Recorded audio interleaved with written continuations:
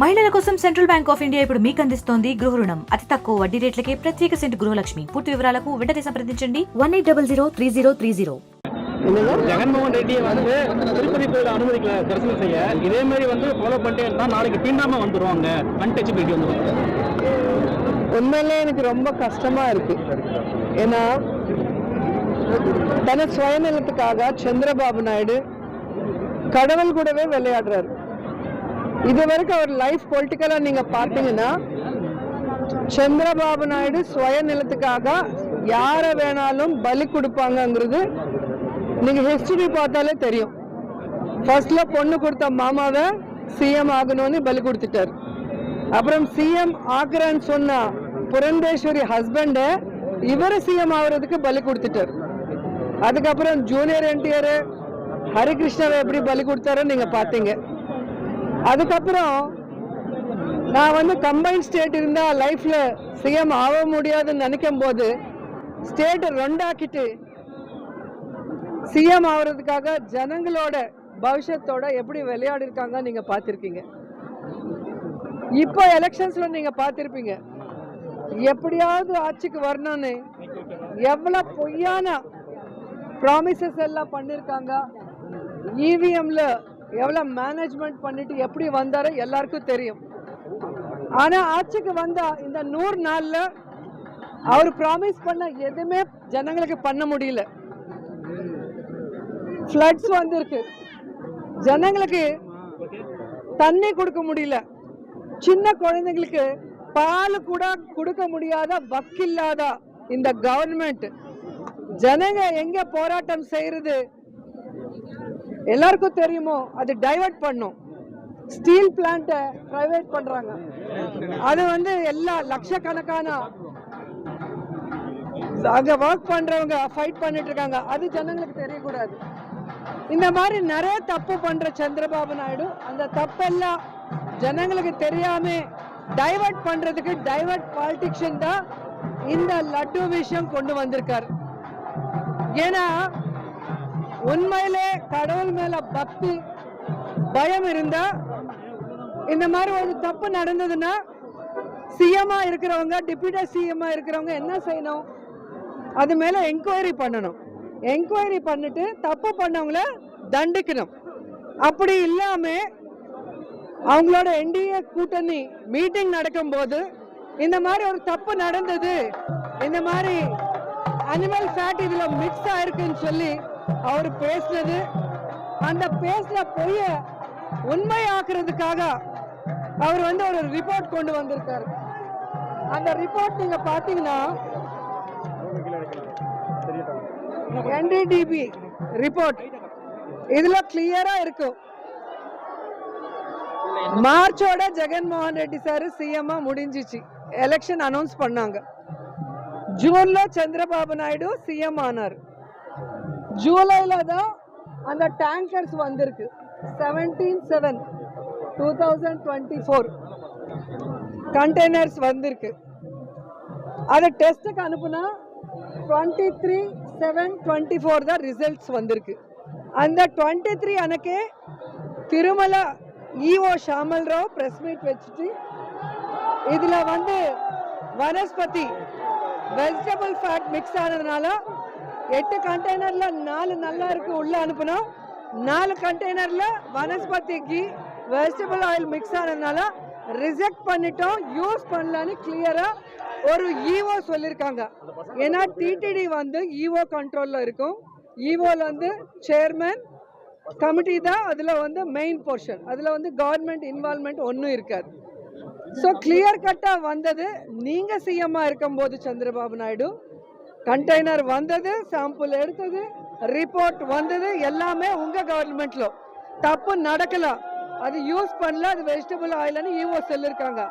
ஆனா நீங்க ஜெகன்மோகன் ரெட்டி பொலிட்டிக்கலா ஜீரோ ஆக்கணும்னு ஒரு ராங் இன்டென்ஷனோட நீங்க பேசுனது இந்த ரிப்போர்ட்ல டேட்டோட வெளியே வந்துருச்சு. ஸோ அதனால நீங்க தப்பு பண்ணது பேக் ஃபயர் ஆனது உங்களுக்கு தெரிஞ்சதுனால நீ சைடுக்கு ஒதுங்கிட்ட. உன்னோட டைரக்ஷன்ல ஹீரோ பவன் கல்யாண் முன்னுக்கு வந்திருக்காரு. ஏன்னா சந்திரபாபு நாயுடுக்கு எப்பவுமே கடவுள்னா பக்தி இல்லை, பயம் இல்லை. இங்கே பார்த்தீங்கன்னா உங்களுக்கே தெரியும், எப்பவுமே எந்த பூஜை பண்ணாலும் ஷூஸ் போட்டுட்டு தான் பண்ணுவார்.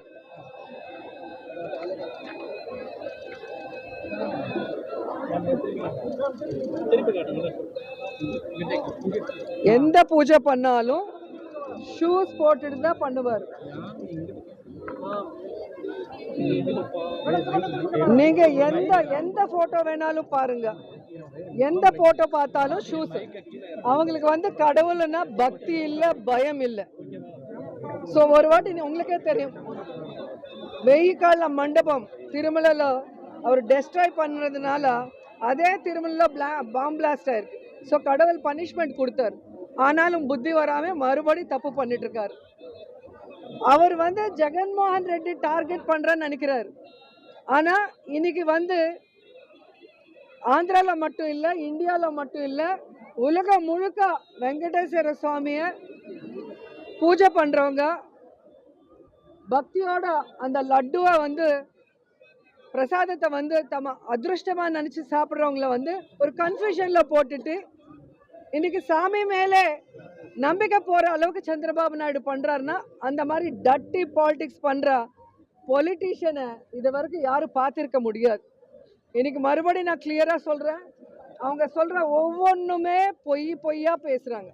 இன்னைக்கு அவரோட டைரக்ஷனில் பவன் கல்யாண் சொல்கிறாங்க, ஏன் நந்தினி நெய் யூஸ் பண்ணல, ஏன் கம்மி ரேட்டுக்கு நெய் யூஸ் பண்ணுறீங்கன்னு சொன்னீங்க. ஸோ நான் அதுக்கு தான் எல்லாமே கொண்டு வந்தேன். 2014 அக்டோபர்லேருந்து அவங்க ஆட்சிக்கு வந்தாங்க, 2014 to 19. அப்போ வந்து அந்த நந்தினி நெய் ஃபஸ்ட் டைம் 306க்கு வாங்கியிருக்காங்க. அதுக்கப்புறம் ஏன் கொடுக்கல 2015ல் வேற ஆளுக்கு கம்மி ரேட்டுக்கு விற்றிருக்காங்க.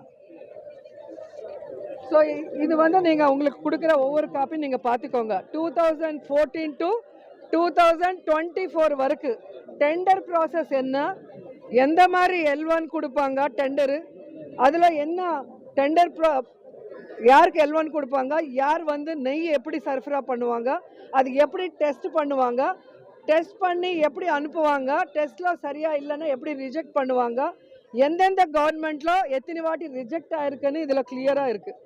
ஸோ ரிஜெக்ட் ஆனது ஜூலை 23 ஒரு ஈவோ சொன்னதுக்கப்புறம் 2 monthsக்கு அப்புறம் செப்டம்பரில் தெலுங்கு தேசம் ஆஃபீஸ்லேருந்து ஒரு ஃபேக், ஒரு பொய்யான ஒரு ரிப்போர்ட் வந்து வச்சு இதில் அனிமல் ஃபேட் மிக்ஸாக இருக்குன்னு சொல்ல வச்சாங்க.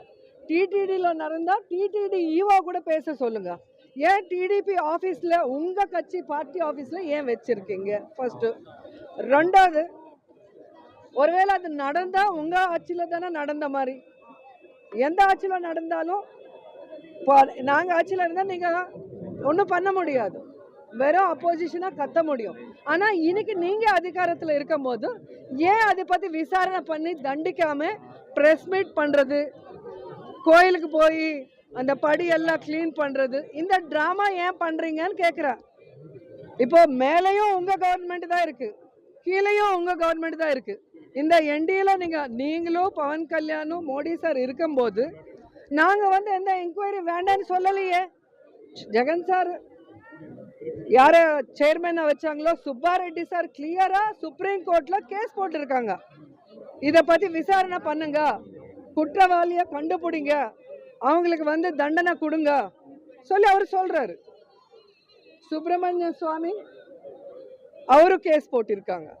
சிபிஐ என்கொயரி நாங்கள் கேட்டுட்டு இருக்கோம். இதெல்லாம் விட்டுட்டு சும்மா ப்ரெஸ் மீட்டு ட்ராமா இதெல்லாம் பண்ணிட்டே இருந்தா இது என்ன பாலிடிக்ஸ்? ஸோ இது வரைக்கும் கேஸ்ட் பாலிடிக்ஸாக ப்ளே பண்ணிட்டு ஸ்டேட்டை நாஸ்தி பண்ணிட்டார்.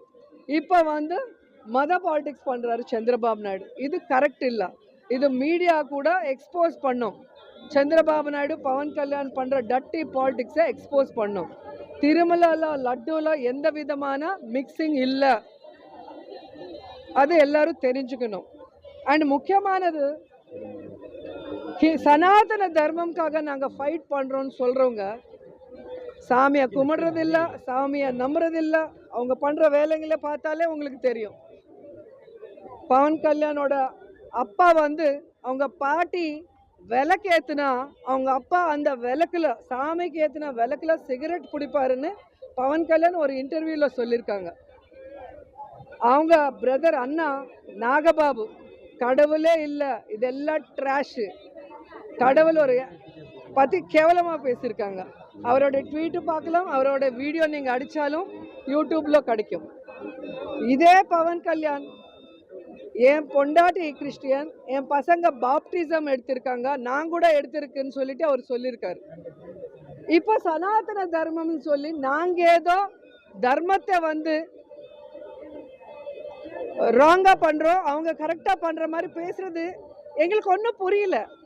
எங்களுக்கு என்ன ஷாக்குன்னா, ஃபஸ்ட்டு ஒரு திருப்பதி பொண்ணா திருப்பதி மேலே இவ்வளோ பெரிய பழி போட்டுட்டு சாமியை வந்து ரோட்டுக்கு கொண்டு வந்துட்டாங்க. இந்த அவரோட பாலிடிக்ஸ், அவர் சர்வைவ் ஆகிறதுக்கு, அவர் பண்ண தப்பு எல்லாமே யாரும் பார்க்கக்கூடாது பேசக்கூடாதுங்கிறதுக்கு பண்ணிட்டாரு. இப்போ ஜனங்க வந்து திருமலை வந்தால் லட்டு வாங்கலாமா வேண்டாமா, இந்த லட்டுவில் கலந்துருக்கா கலக்கலையா, ஒரு கன்ஃபியூஷனில் இருக்கார். நார்த் இந்தியன்ஸு, சவுத் இந்தியாவில் கர்நாடகா தமிழ்நாடு இவங்க எல்லாம். ஆந்திராவில் யாரும் நம்ப போகிறது கிடையாது, தெலுங்கானாவில் யாரும் நம்ப மாட்டாங்க சந்திரபாபு நாயுடு. ஏன்னா அவரோட டட்டி பாலிடிக்ஸு கம்பைன்ட் ஸ்டேட்டில் பார்த்துருக்காங்க, டிவைட் ஆன ஸ்டேட்டில் கூட பார்த்துருக்காங்க. ஸோ இன்னைக்கு வந்து நாங்கள் கிளியர் கட்டாக சந்திரபாபு நாயுடுக்கு பவன் கல்யாணுக்கு சம்பந்தம் இல்லாமல் வெளியே ஸ்டேட்லேருந்து எங்கள் ஸ்டேட்டுக்கு வந்து ட்ராமா ஆடுற பிஜேபி சின்ன சின்ன லீடர்ஸ் யாரோ இருக்காங்களோ அவங்க. ஏன்னா மோடி சாருக்கு தெரியுமா இல்லைன்னு எங்களுக்கு தெரியல. ஸோ இவங்க எல்லாருக்கும் நாங்கள் சொல்கிறது ஒன்று தான், உண்மையிலே தப்பு நடந்திருந்தா நாங்களே கேட்குறோம், சிபிஐ என்கொயரி போடுங்க, சுப்ரீம் கோர்ட்டு ஜட்ஜு அதுக்கு பரிவேட்சணை பண்ணோம். ஏன்னா அவரோட இதில் தான் நடக்கணும். சுப்ரீம் கோர்ட்டில் பில் இருக்குது, விசாரணை பண்ணுங்க, தப்பு பண்ணுறவங்கள தண்டிங்க.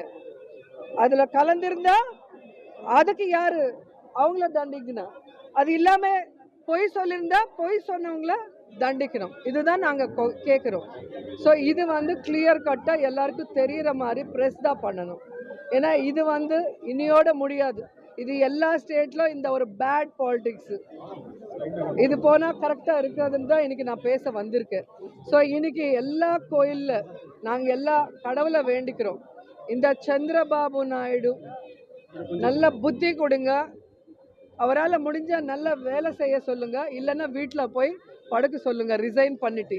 இந்த மாதிரி ஜனங்களையும் ஏமாத்திட்டு, ஃபேமிலி மெம்பர்ஸையும் ஏமாத்திட்டு, ஸ்டேட்டும் ஏமாத்திட்டு, ஃபைனலாக கடவுள் மேலே கூட கை வைக்கணும்னு நினைக்கும் போது அவங்களுக்கு கடவுளே தண்டனை, பெரிய தண்டனை கொடுக்கணும். அப்போ தான் இன்னொருத்தர் கடவுள் கூட விளையாட மாட்டாங்க. என்ன சொல்லியிருக்காருன்னா, இந்த இதுக்கு முழுசா வந்து திருப்பதி தேவஸ்தானம் தான் பொறுப்பேற்கணும், இவர் ஜெகன்மோகன் ரெட்டி எதுக்கு பொறுப்பு இல்லை சொல்லியிருக்காரு. அதான் சொல்கிறேன்ல, சந்திரபாபு நாயுடு டைரக்ஷனில் அவங்க கொடுக்குற ஸ்கிரிப்ட் தான் பவன் கல்யாண் அப்பப்போ ஒரு மாதிரி பேசிகிட்டே இருப்பாங்க. நம்ம ஒரு படத்தில் ஒரு கேரக்டர் இருக்கும், இன்னொரு படத்தில் இன்னொரு கேரக்டர் இருக்கும். இந்த ஷூட்டிங் போகும்போது இந்த டைரக்டர் கொடுக்குற டைலாக் ஸ்கிரிப்ட் பேசுவோம், இங்கே வந்தால் இங்கே வேற கெட்டப் போட்டு இங்கே ஒரு ஸ்கிரிப்ட் பண்ணுவோம். அதே தான் அவர் பண்ணிட்டு இருக்காரு. அவர் பாவம், அவருக்கு எதுவுமே தெரியாது, யார் என்ன எழுதி கொடுத்தா அது பேசுவார். முழுக்க சந்திரபாபு நாயுடு செல்ஃபிஷ்னஸ். இந்த 100 நாளில் அவங்க கொடுத்த எந்த ப்ராமிஸு ஜனங்களுக்கு செய்ய முடியல, ஸ்டேட்டை டெவலப் பண்ண முடியல. ஸ்டேட்டில் நிறைய இஷ்யூஸ் நடக்குது. ஃப்ளட்ஸ் வந்து எவ்வளோ பேர் செத்து போயிட்டாங்க, எவ்வளோ பேர் கஷ்டப்படுறாங்க, யாருக்குமே எதுவுமே செய்ய முடியாமல் ஸ்டீல் பிளான்ட் ப்ரைவேட் பண்ணுறாங்க. இந்த விஷயங்கள் எல்லாம் ஜனங்கள் பேசக்கூடாது, இது பேப்பரில் வரக்கூடாது, பக்கத்து ஸ்டேட்டுக்கு தெரியக்கூடாதுன்னு ஒரு டைவர்ஷன் பாலிடிக்ஸ் மட்டும்தான். நாங்கள் சுப்ரீம் கோர்ட்டில் கேஸ் போட்டிருக்கோம். எங்கள் X chairman Subbareddy sir CBI enquiry கூட பண்ண சொல்லிட்டு సుప్రీం కోర్టులో కేட்டுட்டு మరిన్ని వీడియోస్ కోసం ఛానల్ ని సబ్స్క్రైబ్ చేయండి, లేటెస్ట్ అప్డేట్స్ కోసం వాట్సాప్ ఛానల్ ని ఫాలో చేయండి అండ్ లింక్ డిస్క్రిప్షన్ లో ఉంది.